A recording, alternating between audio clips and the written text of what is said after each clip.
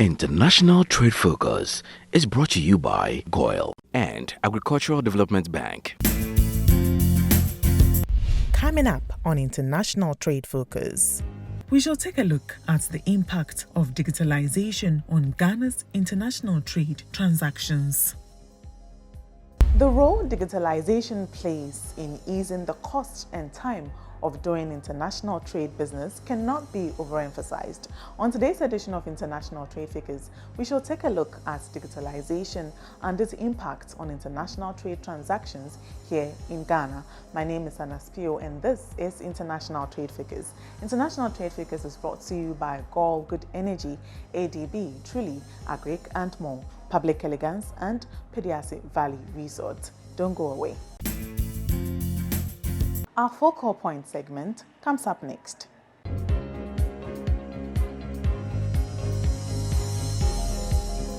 In today's interconnected and interdependent world, the impact of digitalization on global trade can simply not be underestimated. Digital transformation has reduced the cost and time of engaging in international trade, facilitated the coordination of global value chains, helped diffuse ideas and technologies, and connected a greater number of businesses and consumers worldwide. In Ghana, the introduction of electronic trade facilitation platforms like the Integrated Customs Management System, the introduction of port reforms such as the paperless port clearance system have all gone a long way to boost trade and enhance revenue mobilization. In fact, in 2019, after the introduction of the paperless port clearance system, Ghana moved up 2 places in the World Bank's Ease of Doing Business report, dubbed Trading Across Borders. Ghana ranked 114 out of 190 countries. Trading Across Borders rankings measure the time and cost, excluding tariffs, associated with 3 sets of procedures: documentary compliance, border compliance, and domestic transport, within the overall process of exporting or importing a shipment of goods. This is one of the key performance indicators adopted by the paperless port clearance system. Few months after the introduction of the paperless port clearance system, the Ghana Revenue Authority (GRA) collected about 5.7 million cedis from importers for the state. Digitization at the ports have provided a positive results for us, and we are happy that all the various stakeholders in the port are taking it seriously, and everybody is involved, and we are all trying to work on it to achieve the objective for it. In fact, this crusade, as you are aware, was led by the Vice President in 2017, and then we started the first phase with the paperless project, where we try to minimize manual processes and to be able to level on technology, integrate various systems, and make sure that we reduce the time of clearing in the port. And so all the institutions got involved. GPHA, for example, we made sure that we provided a system that can integrate with the customs system that is used for clearance. At the time, we had GCNet and WestBlue. And so we were able to integrate with them, pick information that was necessary from there to be able to invoice our customers, and also to schedule the day they can come for their cargo upon day making requests and paying for the service. And so it went well. Other institutions, the freight forwarders and all the other institutions were able to integrate to this system. And then we were successful with the implementation. A lot of the manual, paper carrying along the chain was actually eliminated. And we moved on. All the institutions moved on. We have to look at the payment system, where in the past you take Ports and Harbours Authority end, and the shipping lines end, and all of that. People will have to go and queue to pay for the service before they can have their cargo in the customs area. So customs took the lead. Now you can pay in a number of banks, and it can be e-payments. So you don't need to come to the premises to pay. GPHA, we've also done the same. You are able to, we have for now identified 2 banks, EcoBank and ADB. You can pay in any of their branches. Now we are moving to the e-payments where you can even pay by Momo. You can pay by your Visa card, your MasterCard, and then you don't need to come to our revenue center to make payments. And these are some of the things that we've done. And I think that another stage that has also improved the whole process in the port is the coming on board of ICUMS that have integrated the 2 systems. You know, we used to have the West Blue and the GCNet, and part of the clearing process will be done in West Blue system, part will be done in GCNet system. But whilst we were working towards a single window, there's now the ICUMS systems, the integrated customs system, where everybody starts the process from. And so the data from A to Z is in that same system. So at any point in time, if it is the inspection companies that want a report or whatever, everybody can go in there. As you've been given access to, you can access the information. So it has reduced a lot of these personal contacts where people are thinking of, okay, the more you interface with the individual, the more corruption can be brewed. And then the delays, of course, the delays that you have to walk from one end to the other to transact the business, from shipping line to GPHA to customs, long room, and all of those things have all been minimized to the level to which we are now benefiting from the gains of digitization. On 1st June 2020, as part of the paperless port clearance system, the Integrated Customs Management System, ICUMS, was introduced by the GRA in Ghana's port to replace the Ghana Customs Management System as an end-to-end single window system. It's been reported that since the introduction of the paperless port clearance system and the operation of the Integrated Customs Management System between the period of June 2020 to April 2021, a total of 18.1 billion cedis in revenue has been generated for government. So let's take a look at innovations like the Integrated Customs Management System. The ICUMS. It was introduced not so long ago. How would you assess the level of progress so far? You know, it was the same 2020 when COVID was ravaging its debilitating effect on us that we had to introduce this. So you all heard about the initial challenges that we had from the various stakeholders. GIF and all of them were complaining, and of course, the fear of the unknown was mainly responsible for some of the initial challenges that we're having. But thank God, we were able to commit ourselves. It was something that had the total support of the government, the presidency, the ministry, the GRE, the top management, the board, all of us. And then when we started initially, it was being done on pilot basis. So we started with some of the land frontiers, Aflao, Elubo, Godokum, and others, to see those areas. The volume of imports was not as big as when you came to Tema, Takoradi, Kotoka. So we started with those ones in February, March, and then we were to start Tema and the whole country in April. Then we had the challenges. We had started Takoradi, so the expectation was that whatever we did at Takoradi is a smaller version of Tema. So we would build on the experiences there, the lessons drawn, and it was supposed to have started on the 27th of April, 2020. But 24th April, we had a meeting, and Guta and GIF had written letters telling us about challenges that they were having at Takoradi.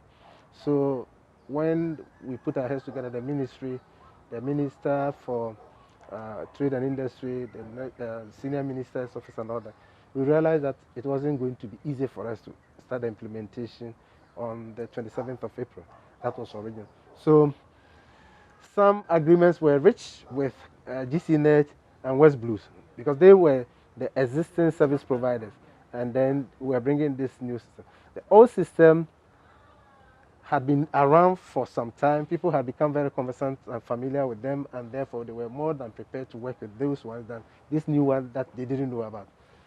But looking at it from the perspective of a clearance system, end to end, you have ICUMS, Integrated Customs Management System, that starts everything from the beginning to the end. Then you have the previous ones that one service provider did a part, the other also did a part, and in some cases they were not, the systems were not speaking to each other in a coherent manner that we would have wished. But this one, you started a transaction right from pre-arrival to post-clearance, and it was within the same Integrated Customs Management System. So it had an advantage over the previous one. But of course, it had been started long ago. People had been sent to Korea and places. Education had gone on. But yet, the various important stakeholders were still pleading to have more time. But then the determination was there that, look, we needed to move on. So what happened was that the April date was shifted forward to June.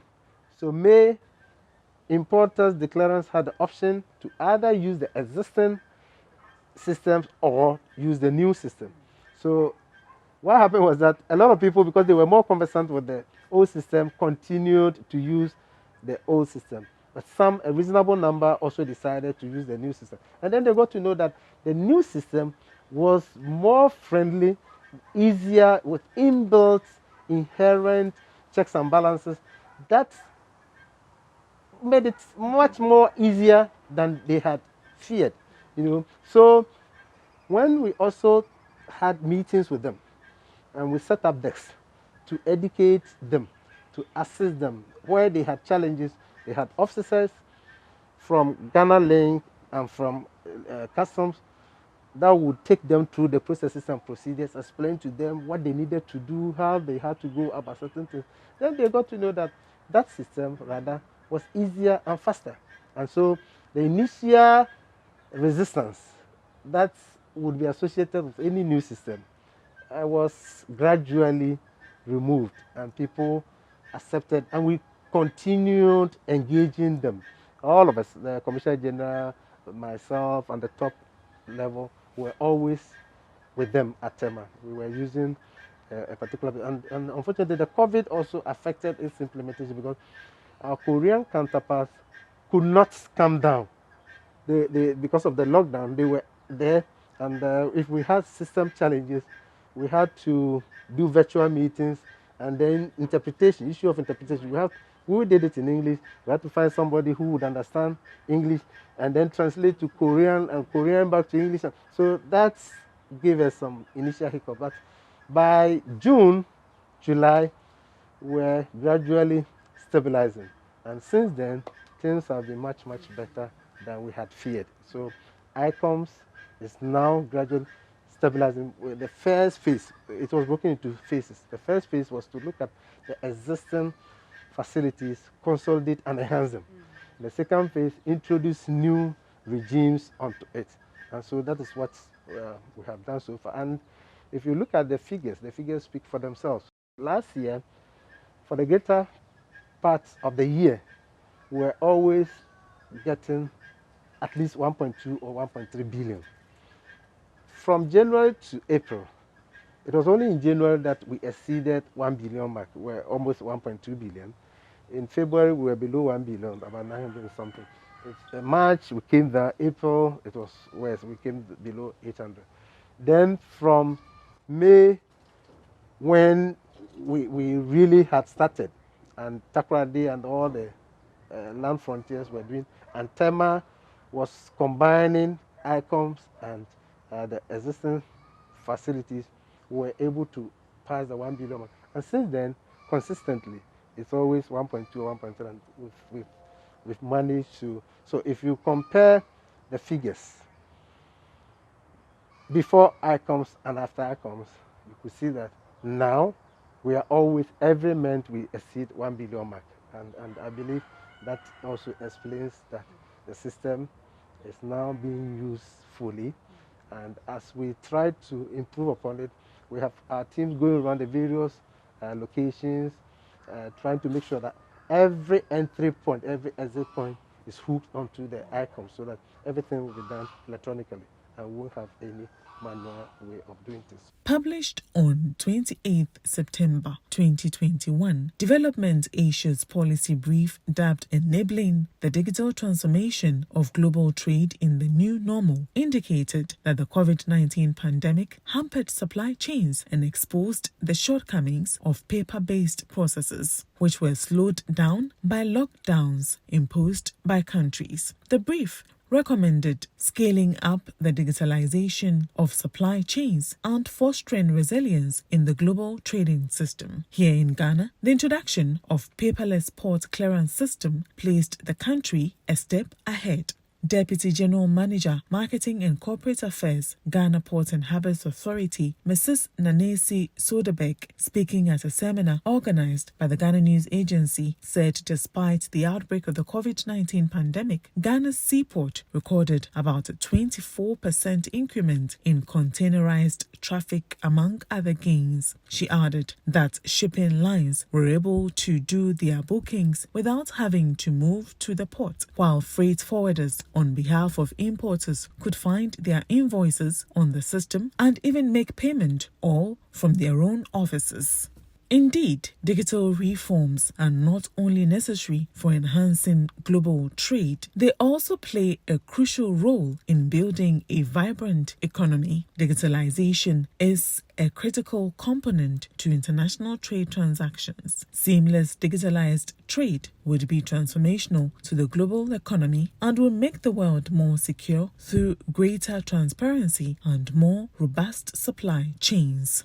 Players within Ghana's international trade arena are optimistic that the ongoing digital revolution will ensure even more seamless international trade transactions. They believe proper stakeholder engagement and sensitization by policymakers before, during and after the introduction of any digital transformation is critical. We're taking a look at digitalization and its impact on international trade transactions here in Ghana. Honorable Carlos Ahenkra joins us on our in-depth segment today. On our in-depth segments today, we're taking a look at digitalization and its impacts on international trade activities here in Ghana. Our guest for today is Honorable Carlos Ahenkra. He's the Member of Parliament for Tema West. He's the chairperson of the Parliamentary Select Committee on Trade, Industry and Tourism, former Deputy Trade and Industry Minister, and the former president of the Ghana Institute of Freight Forwarders. Before trade facilitation platforms such as GCNet, WestBlue and the others were introduced, I know you were a freight forwarder yourself, Carlo Kane. How was the typical day for a freight forwarder like? Well, thank you very much, and let me wish you a Happy New Year, and your viewers, of course, obviously. I haven't been on screen for a very long time, for obvious reasons, and I'm glad that at least you have given me the opportunity to reappear. And of course, fans and family who have missed me being seen on the screen, I wish you all well, and I wish you also a Happy New Year. The port industry, as far as I'm concerned, and specifically revenue mobilization unit of the port industry, has transformed or metamorphosed from a purely manual collection point to what I call an EDI, an electronic data interchange form of collection of this revenue. I started working in the port many years ago, in the 80s actually, and Then we were using what we call the single administrative document, which is the SAD. And of course, if you consider the exigencies of those times when people had to even present invoices on just pieces of papers, and you compare it to what is happening today, it tells you that the transformation is actually tremendous. It's with a quantum leap from what used to happen then and what is happening now.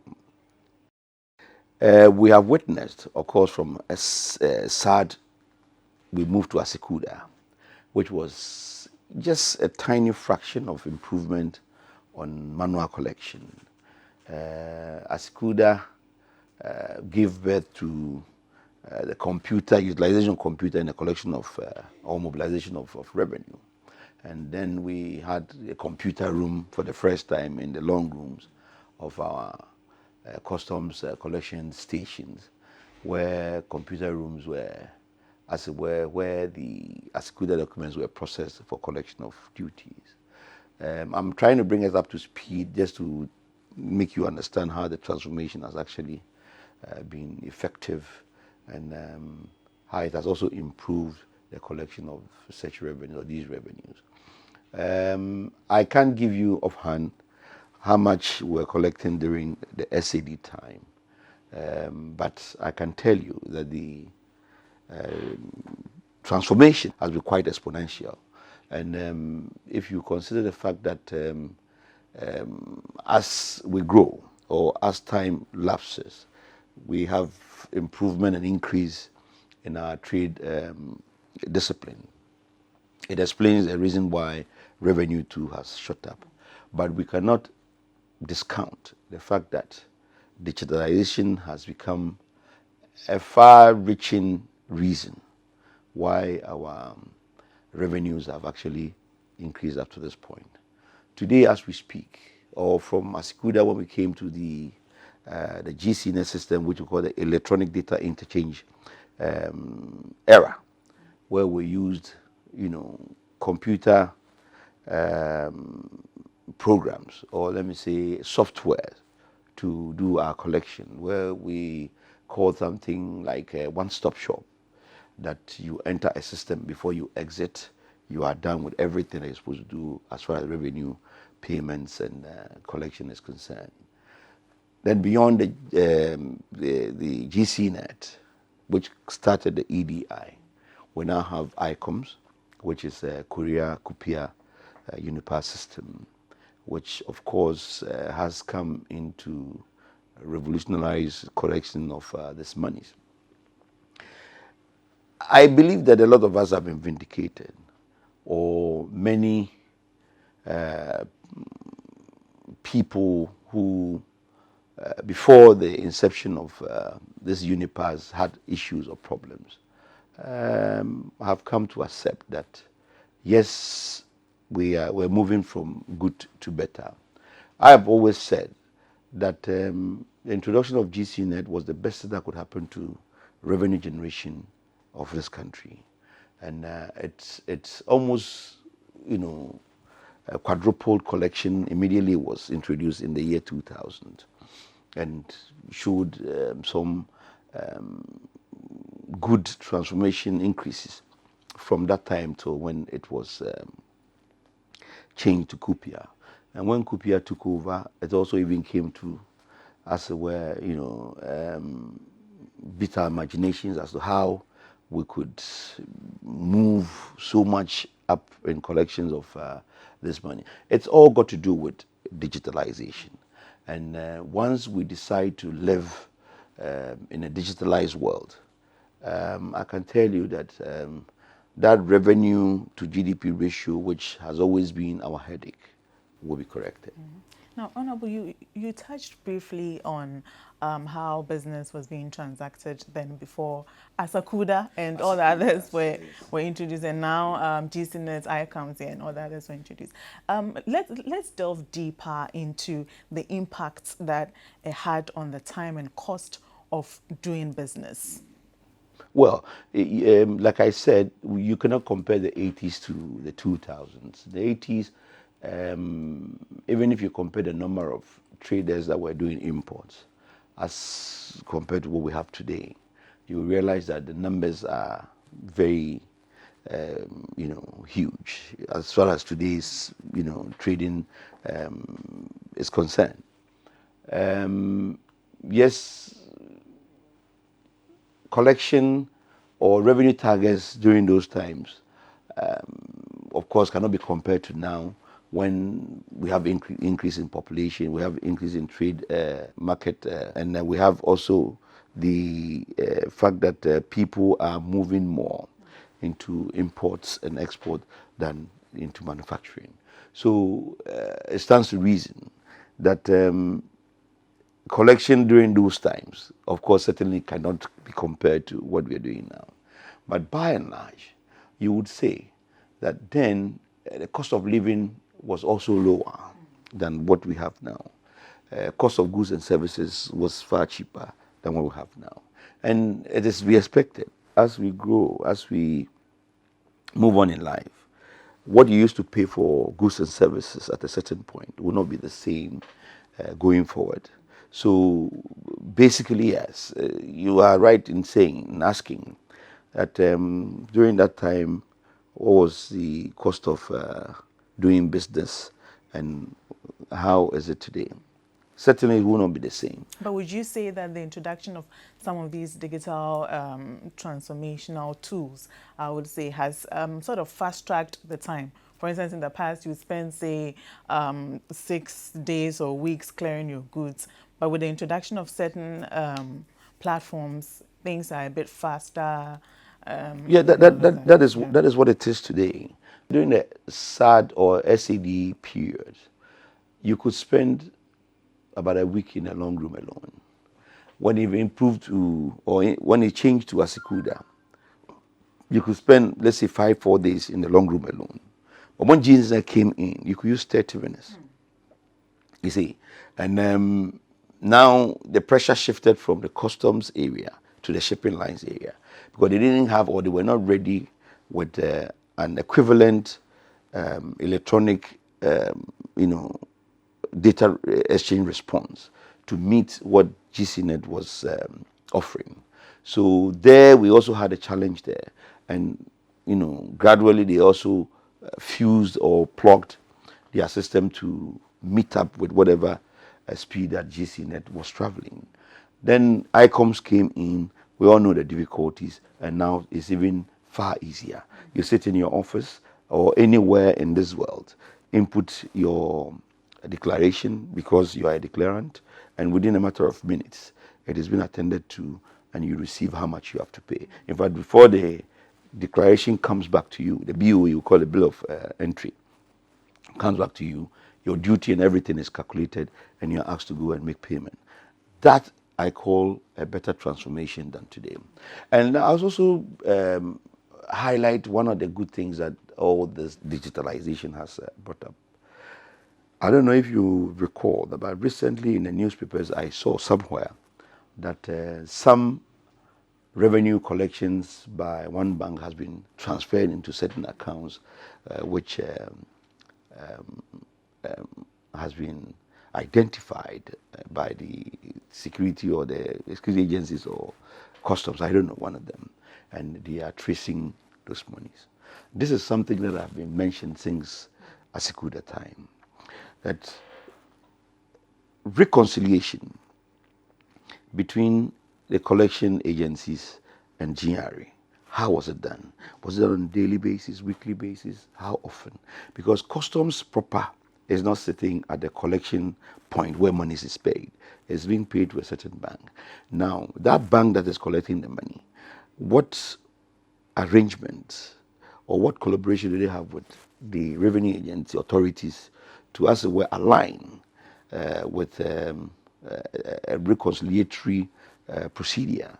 And I was always of the view that there's something happening, especially when it came to collection of money and reconciliation. If I may even add, like an Akan adage saying that certainly, you see, sometimes we look at some little or small people and think that they are the bad ones. But when you go high up, bad things happen up there than down there.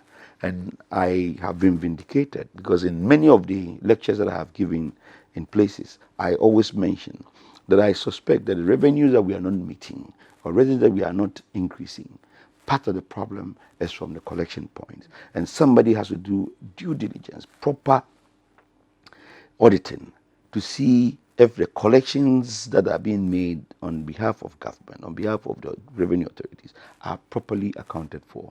Today, look, it is there that somebody, some 2 billion or something billion, 20 billion, I don't know, I'm starting to be corrected, has been transferred somewhere other than the revenue authorities' accounts.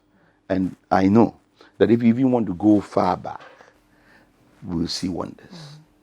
Right. So the point that you're making is digitalization is indeed not only fast-tracking the time of doing business and even reducing the cost, but when it comes to accountability and revenue losses and all of that, it's helping us tackle those things as well. A lot. And I believe that that is the only way to go now. Indeed, if we even decide not to indulge in digitalization, we're going to be affected. Because today, the world over, everybody is moving into that kind of area. Everything that you do is digitalized. Even in some countries, people have stopped using card to pay for goods and services. They are using their phone. You only open your phone and push it on some POS somewhere, and you hear the sound, means that your money has been paid. The world is moving too fast. And I believe that what we are doing today, the direction Ghana is heading today, is the best. Because it doesn't only safeguard revenue, it also brings about proper accountability, as you have opined. Right. And we are in an era where you can be in Ghana and buy your goods in China. It will be shipped just by going on a platform, a website or something. You buy, and then it will be shipped to the country. In the past, you would have to physically walk to the sit in shop a plane and then go and buy. Yeah. So so I would take advantage of this your very intelligent observation and plead with Ghanaians. This is the reason why the government of Ghana has to look for appropriate ways to tackle tax collection or taxation. See, you have hit the nail right on the head. Formerly, when there were no mobile phone platforms for people to trade, we were walking directly into the shops, buying goods off the shelf, and being issued with receipts, VAT invoices, which government immediately gets their money back. Today, everybody is buying online. Don't forget, you and I, it is our duty to support government to develop the nation by putting monies into the kitty. Government doesn't sell anything. Government doesn't manufacture anything. Government cannot be rich without us making him rich. So government needs support in terms of money to pay for goods and services or development of the nation.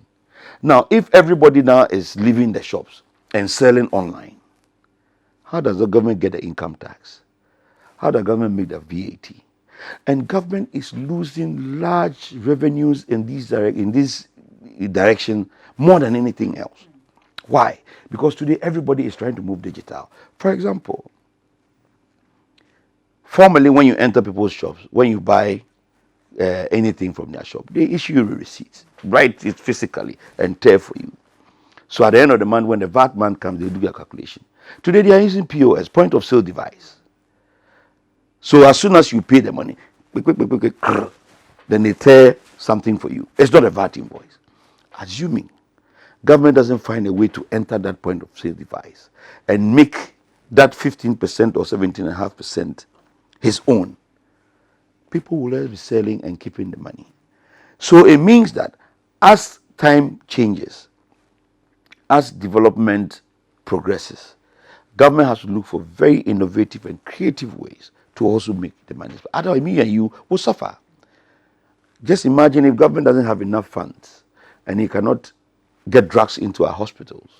He cannot find foreign exchange for pharmaceutical companies to import goods or pharmaceutical shops to import medicines into their. You and I will die. The conversation on digitalization and its impact on international trade business in Ghana continues after this break.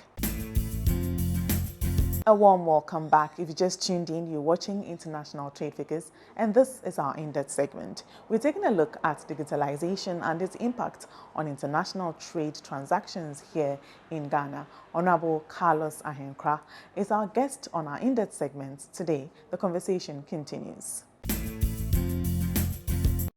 Now, we know when the COVID-19 pandemic hit, research has shown that paper-based transactions became problematic. And we saw the loopholes in that, the fact that we had to migrate onto a system where the human interaction was reduced. Now, let's give credit where credit is due. Before all of this hit, there had been some reforms that have been introduced at Ghana's ports, with the paperless port system being one of them. So taking a look at some of these reforms that have been introduced at the ports, how would you say it helped Ghana when the COVID-19 pandemic hits? Relatively, were we a step ahead of our neighbors or other countries? Well, let me start by saying, or even asking you, whether you are aware that I am the originator of the paperless port. I'm aware. Okay, good.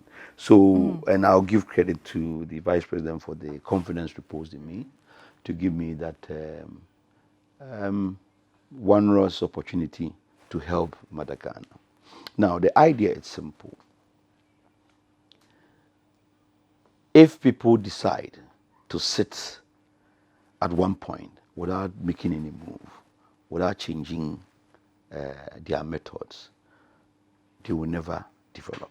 Indeed, one of the wise sayings of George Bernard Shaw is that when people refuse to change their minds, they refuse to develop.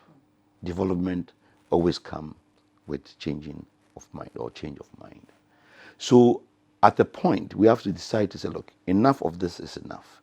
Let us try this and see how we move on. That's how all these developed countries manage to change their fortunes to wherever they are. And especially when you have a government whose leader is a visionary. People go to Dubai and they think that everything they see there came from the grass, the floor, the ground. No. Dubai formerly was a desert. And they don't have oil in abundance to give them what you see there. It is a vision of the leader, and the collection, the payment of taxes by the people there, which has done what they've done there today. So if we have a president who comes into power and says that, look, we've been doing one thing for far too long, we can't get different answers. So let us change and see if we can get a different answer, and decides to go digital. I would think that people should rather applaud this, visionary idea, this forward march, and, come to the understanding that for the first time in the history of this country, we are trying to move away from doing one thing for a long time and expecting different results. If you look at the transformation and the collection of revenues today in our ports, I would say that, but for the timely intervention of the coming into effect of this paperless port agenda, I tell you, when the pandemic hit, we have been in crisis. Imagine that when the pandemic was at its peak, somewhere March, April of 2020, and there was a total lockdown. People could stay in their houses and still send declarations online. People were only going to the port to just either make payment or collect their goods. But when it comes to documentation, people were doing it from their homes. It should tell you a story that digitalization is the best way, or the only way today to fight some of these worldly occurrences. If we don't look at it from that angle and want to stay where we used to be before, and we got hit by this sudden epidemic, changing our lifestyle then to suit that particular situation will be difficult. Look at how the nation has suffered because of this pandemic. That few weeks that we stay indoors, it might interest you to know that government lost so much money in terms of revenue. Why? Because people were held up in their rooms, they couldn't come out to trade, money was not changing hands, companies that were supposed to manufacture had been locked out, there was no production going on, and so on and so forth. Government has to go and look for a loan to feed you and I whilst we're sitting in that room. Government has to go and look for a loan to actually recapitalize people who used to sell, like SMEs on the street. Somebody is selling banana. He's going to buy 150 or 100 Ghana cedis worth of banana to go and sell the following day. They say go and sleep in the room. After 3 weeks, the banana is rotting. His or her capital is gone. Government have to find a way to come and take 1,000 Ghana cedis, 500 Ghana cedis, 1,500, and go and start your business. The NBSSI loan. Thank you very much. All this went on. So if it hadn't been for the fact that part of our economy had been digitalized, to have, let's say, a paperless process whereby collection of revenue was actually streamlined, we would have even suffered the worst kind of consequences in that direction. So for me, I think that digitalization and revenue mobilization are bedmates, and they must be respected as such. No, but you mentioned people only going to the port to make payments. We still make physical payments? That is an aspect that I think has been worked on. I don't know. I haven't been in this sector for a very long time, so probably I might be a little bit behind.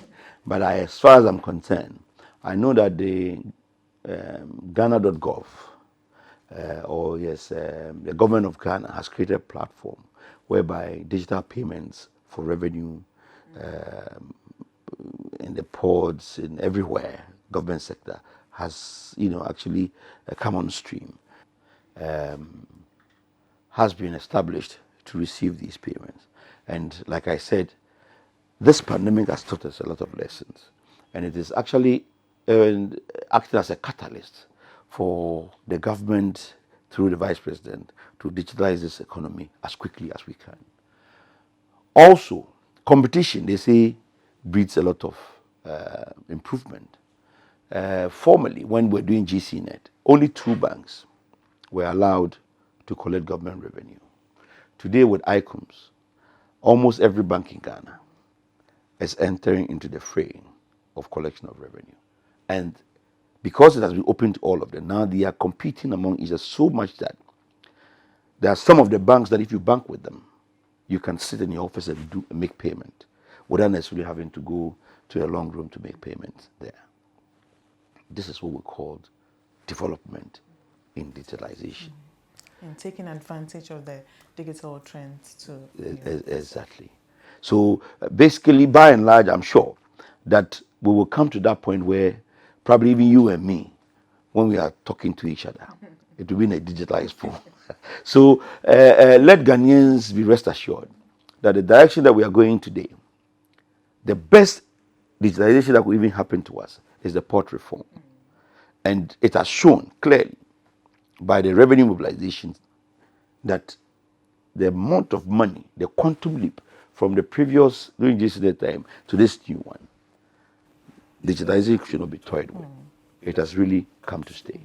And I'm talking of communicating virtually. There's Zoom. Remember during the COVID-19, when it was at its peak, Zoom was also at its peak. A lot of meetings were transacted on Zoom and all of that. Okay, so from everything that you've said, clearly we're making great strides as far as taking advantage of the digitalization transformation tools and all of that. But what are some of the, no system is perfect as we know it. So what are some of the challenges that in your position you've identified, and how do you think we can solve or address some of these challenges going forward? This is a very tough question. And I would think that in answering your question, the most important thing that comes to mind is how we can get all government transactions digitalized. How do we, for example, ensure that every government worker is captured on a digital format, whereby without him, nothing in that name can be done? You are aware of what has happened in our country before now. These ghost names appearing in government payrolls, people taking advantage of the system and siphoning money, and so on and so forth. I am looking forward to that point whereby we'll be able to eradicate all the setbacks and give meaning to the progress that we have made. If we do everything digitalization and we do not sanitize the government sector to ensure that anybody and everybody there that is receiving something from the government coffers is entitled to receive. Do you know, for example, that many government workers in the hinterlands who receive salary through the banks, sometimes when they even go on pension, their salary still comes? Why? You will get some of these bankers reporting to controller that this person is supposed to be on pension, but the salary is still coming. Nobody responds. Why must? And it's only digitalization that can solve these problems. So these are the difficulties that I want us to have a look at. And gradually, I think we are getting there somehow. If you consider the fact that today, everybody Ghanaian has a certain card called the Ghana card, where every information that you have is captured thereon. If we are able to use the Ghana card very well, it would solve some of these problems. And for me, I think it's a revolution in the history or the life of this country, which will tell a lot of stories going forward. Because if we want to use this Ghana card the way I see some other countries using theirs, like Dubai, for example, anything and everything you do goes on your national card. We call it Dubai card, Dubai ID card. Everything, say something, what? Even if you want to buy a train ticket, you need your Dubai card first. If you don't have, then you are buying as a guest, they have a way. But if you are a resident and you are buying a train ticket, your Dubai card will be collected first, scanned before the ticket is issued. So everything you do goes on that card. So anytime you commit an offense or anytime anything happens, when they pick the card, everything that has happened to you is there on the card. Ours is directed towards the same thing or the same way, where your birth certificate, your passport, your hospital card, NHIS card, your driving license, your everything is captured there. So with that card, all information about you is there. Now what we are left with is how government would transform this arrangement to the extent that even when you go to the hospital, they will need your Ghana card to scan before any other courtesies are accorded. So I know who is a Ghanaian, who is not a Ghanaian. If you go to the passport office, if you go anywhere that you go, your Ghana card should be requested first. Why? Didn't we just hear this recently that today our Ghana card is suitable for traveling? This is where we intend to take Ghana. And this is what we want Ghanaians to understand. And that was Honorable Carlos Ahenkra talking about digitalization and its impact on international trade business here in Ghana. And that does it for our in-depth segment. Stay tuned for news and events after this break. And it's a wrap for today's edition of International Trade Focus. Join us same time next week for some more on international trade-related activities here in Ghana and beyond. International Trade Focus is brought to you by GOL, Good Energy, ADB, Truly, Agric and more, Public Elegance and Pediasi Valley Resort. My name is Anna Spio. Join us same time next week. Bye-bye.